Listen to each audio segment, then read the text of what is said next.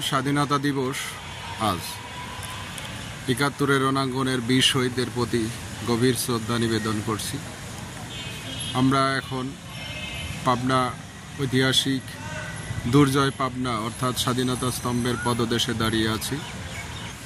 আজকে ৭১-এর রণাঙ্গনের বীর শহীদদের আত্মার মাগফিরাত কামনা করে তাদের প্রতি গভীর শ্রদ্ধা জানিয়ে পাবনার বিভিন্ন সংগঠন তাদের প্রতি শ্রদ্ধা নিবেদন করেছেন।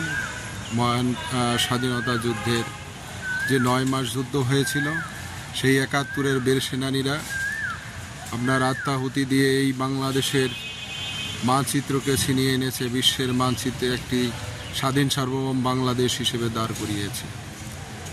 আজকে আমরা সেই স্বাধীন বাংলাদেশের সুবর্ণ জয়ন্তী পালন করেছি, ৫০ বছর পালন করেছি। তারপর ৫১, ৫২, ৫৩, এখন ৫৪ বছর চলছে। আমরা সেই শহীদদের আত্মার শান্তি মাগফিরাত কামনা করি। তাদের আল্লাহ সর্বোচ্চ বেহেশতের সর্বোচ্চ মাকাম দান করুন।